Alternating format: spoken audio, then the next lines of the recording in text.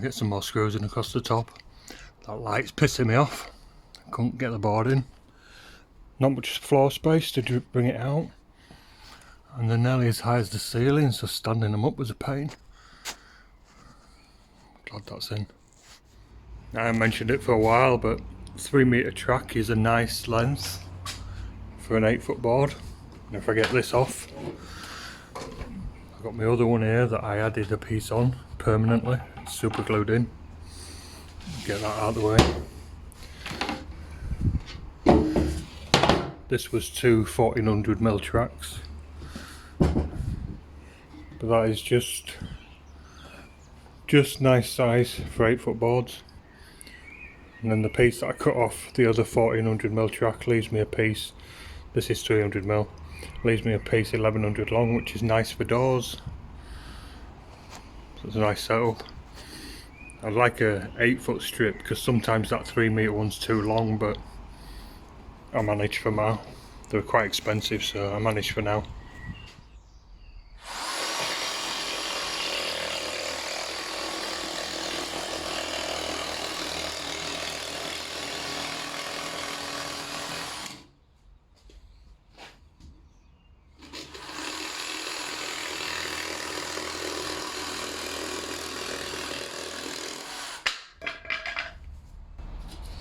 Nice clean edge, you cut from behind.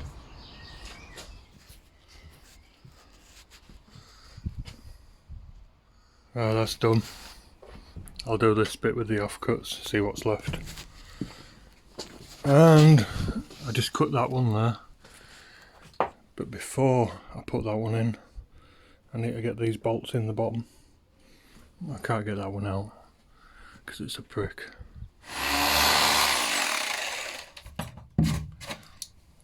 I'm putting one of these, one in between every set of noggins, studs.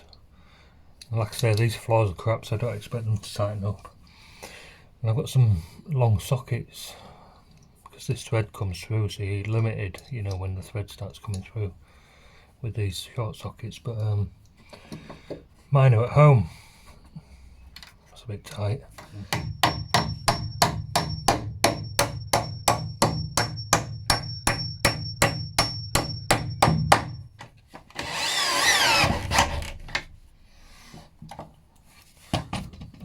Example, actually, this bit of concrete seems to be a bit better. That looks crap down there. Have another go.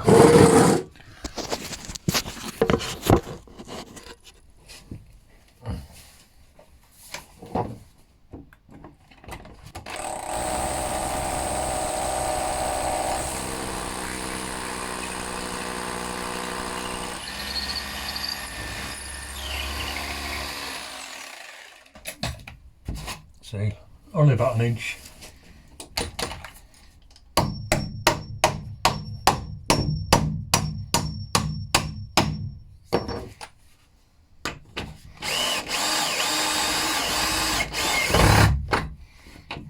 See, I'm limited now, but I'll do. Stop it moving laterally, that's what I'm after. So I'll put one in every one. Well, surprisingly, all but that one tightened up quite well. Or was it that one? But they're all quite good. That's not going anywhere.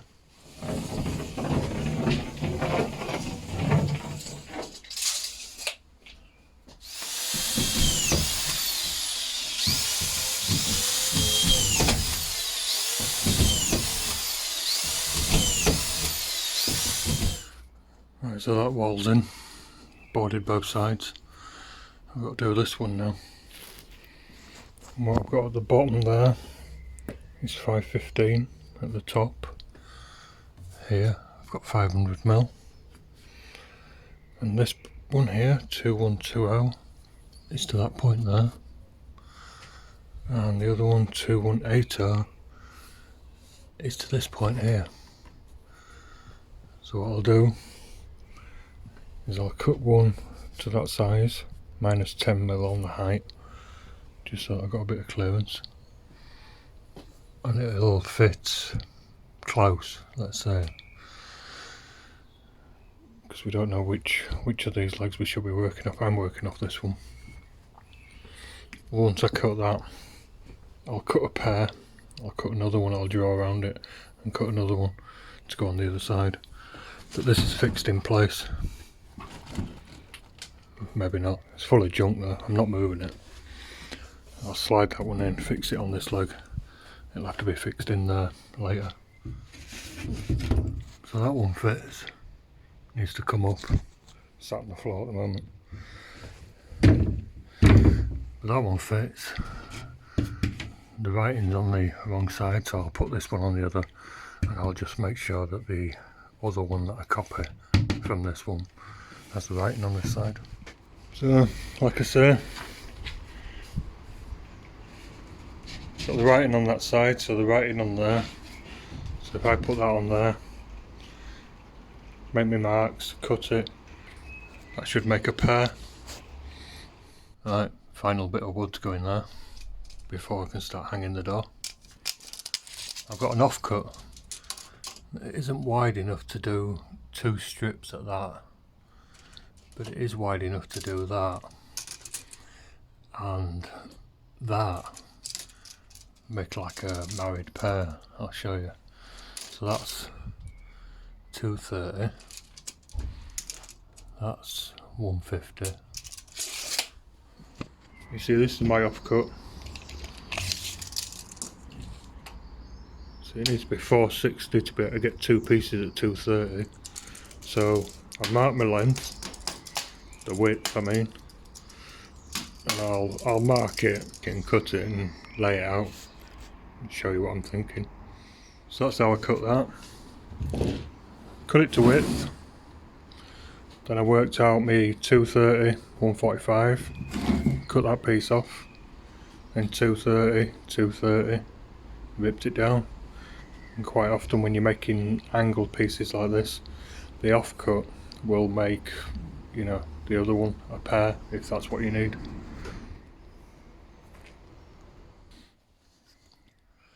So, like that.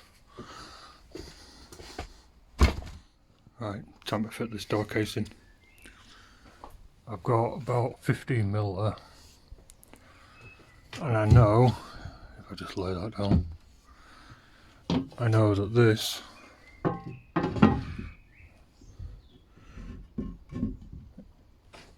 is pretty straight and plumb. So what I'm going to do is just fix some 6mm or 9mm packers on there, just to throw it over a little bit so I'm not packing out so much on here.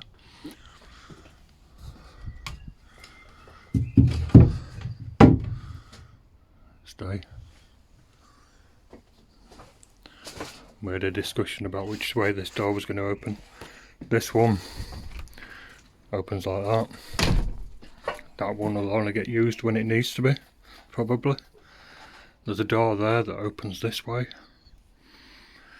And if you're going from there into here, you probably won't want a door in the way. The door can't open that way, otherwise you won't get round that way.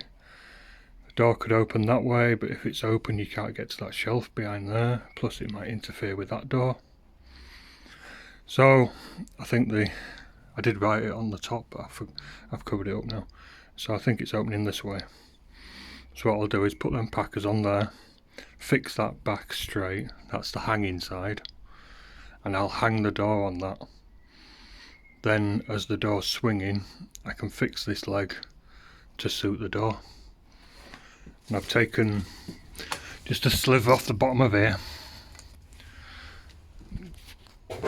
just to get the head level. So that's level now. I'll put some packers on, fix that leg. So I've just pinned some 9mm packers on there. I've kept them between the boards because the board sticks out just a fraction there, so I don't want it interfering with that. And it's 16 gauge today because I've left the 18 gauge at home. It's not in the van anyway. Don't think I brought it in here. Anyway, I put them pretty much where I'm going to put the screws. So I'll hang that, fix that. 2 screws there, 2 screws there, 2 screws there. Check it's plumb. Hang the door on it. Right, I fixed the leg in using the level, and that's straight, plumb.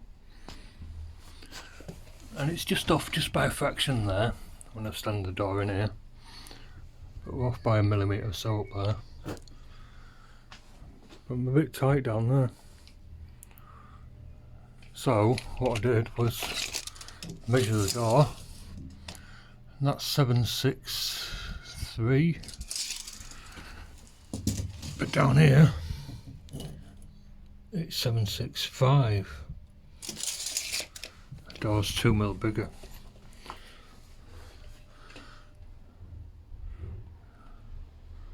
So I might pack that out just a fraction just to get that absolutely straight to the door. And these doors, if I tap on it,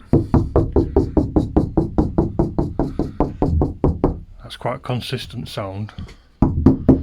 It's the same sort of sound, but just there it changes. Then it goes back to the hollow sound. Hollow there, hollow there. But that sounds firmer. And if you look at the top, it says lock there. Nothing on that side.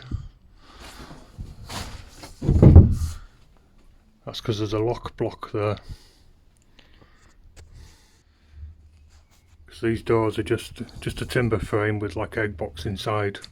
So as soon as you drill through the frame, you go into the egg box. There's nothing there, so the supply is somewhat a bit more solid there.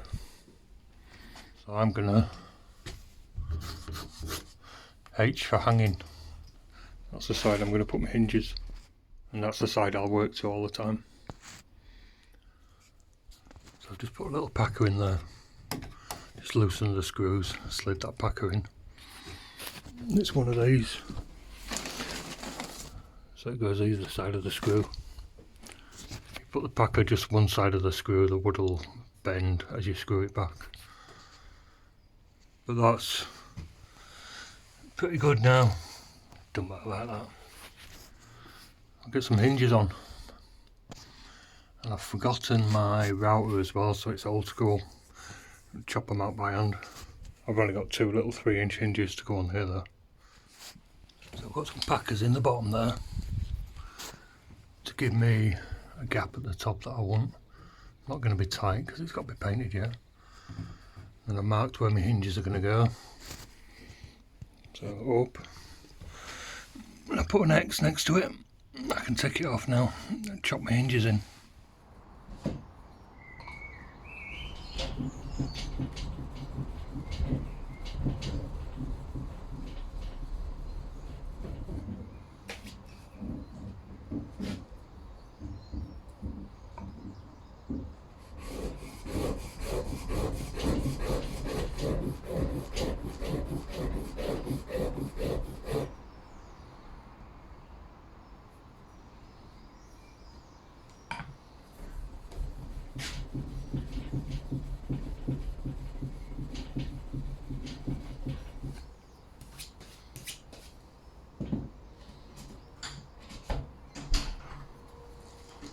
Sod's law, got a knot right where my hinge is going to go. I could move it up a bit, but it'd be too high for me then.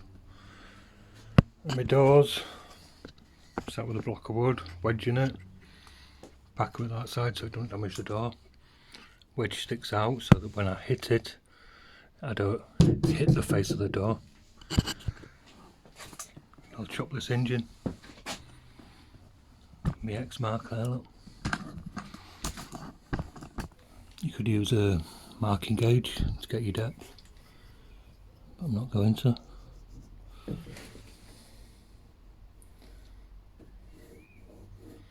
Just try and be consistent on both hinges.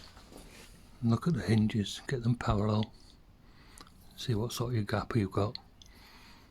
That'll tell you whether you want your hinges cut flush or whether they need chopping in a bit. I'm going to have them just below the surface. You could just run your knife down there, but that knuckle gets in the way a bit. Give it a go.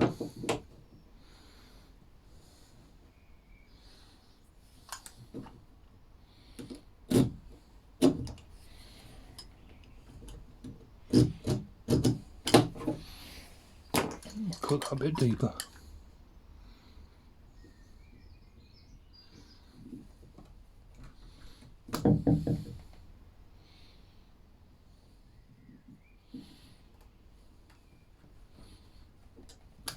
I don't cut down this back one because I find that the knife tends to follow the grain.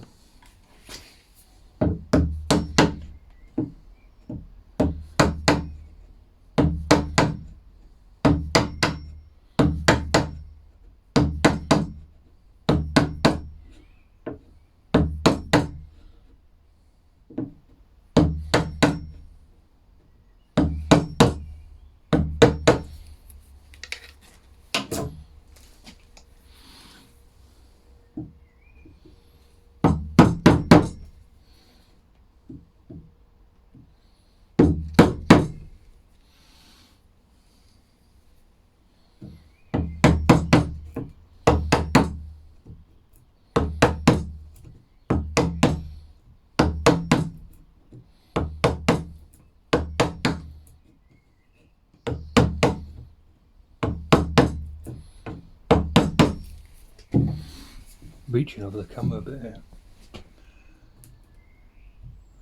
I'll come in from the back line.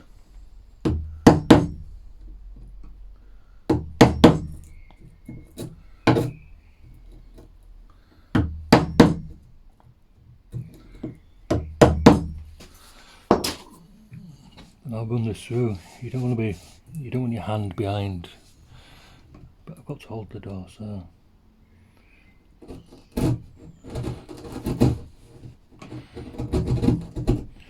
what I'm doing is sitting this edge in and cutting like that.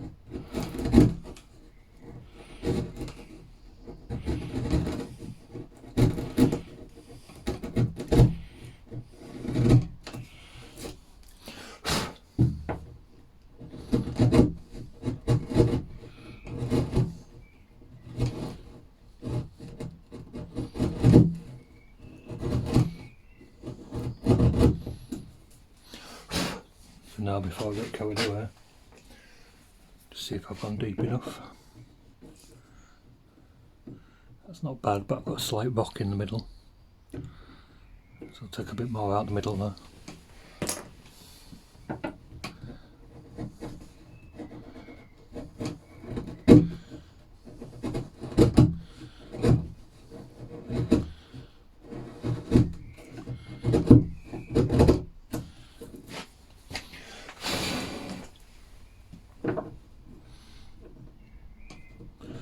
That's quite good. Now I'll clean up the back. Oh, fucking back.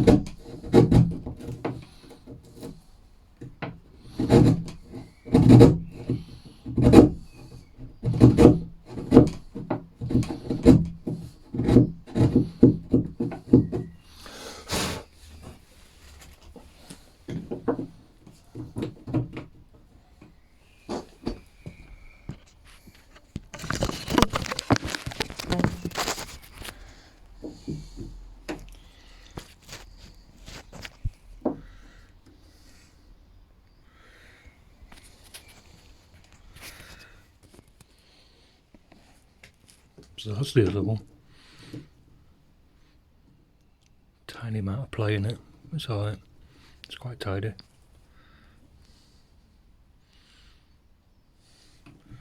I'll chop that one in. Just get my door out of the way a little bit.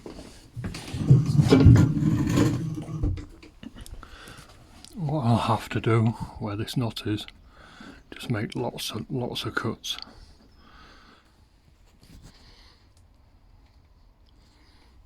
See, I made lots of little cuts here, and ideally these cuts that you make want to go close to your line, so that when you knock these off, you're almost there already. What I can do now is come in with a chisel that way, get those off. Alright, not the prettiest, broke out a little bit. It's always awkward with weird grain. My chisel needs grinding again. It's alright. Once the hinge goes on, it'll be fine. I'll get this bottom one cut.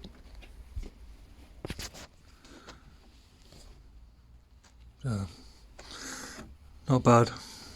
There's a bit of bounce in the frame which makes it awkward. Could put a packer behind it, but I didn't. That's okay. Right, so just before I put this hinge on with the writing upwards, I put it in there, drawing around that bottom screw hole. I'll put a screw in there, take it out, then when I come to hang the door, I'll have a hole ready to take the screw. Right, so I've got that screw in there, just the one in the bottom. Lean your door back like that so that it'll fit in. Now I can swing this one out a bit and it should drop into there, but we're on the floor there, so I'm going to have to cut the door down, but I'll put this screw in just to see how it swings, how it looks. Right, so I've got them screws in. That line's pretty much consistent. What I've had to do is just put a screw in the top here, just to stop the head moving around. And I've screwed the bottom back. It's hard back to the wood, hard back to this, so something's out a little bit there. It's only a few mil. What I forgot to say is I put a leading edge on this edge first, before I did the hinges and everything, so that it's shut. But I haven't taken anything off the width of the door yet, so it's still got that round on it. That's what I can do now. Just run the planer down, give myself a few mil of gap there. But I can fix the carcass back now to that. Put some packers in, screw it back, and refine the door a little bit.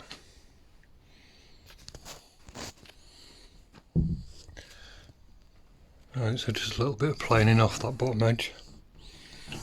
I was looking at this when I was fitting it. If I'd just put 6mm in there,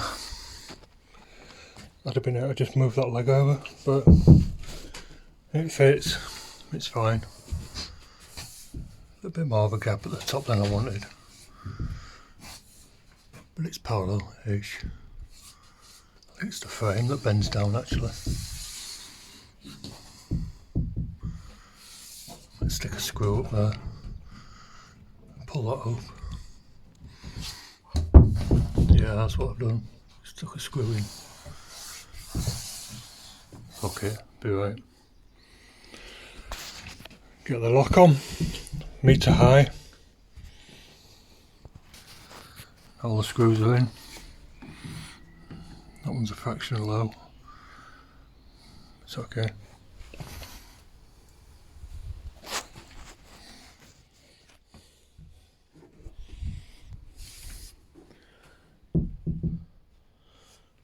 Touching at the bottom.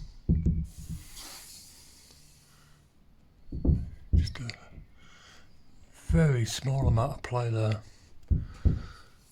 That was why it was important to get those legs in twist. See this casing, see it's just over there, 1/2 inch board, and it's only just over here as well. So I've got no room to wriggle these legs. That's why it was important to get the framework good in the first place. Could be the door, could be my frame. It's close enough.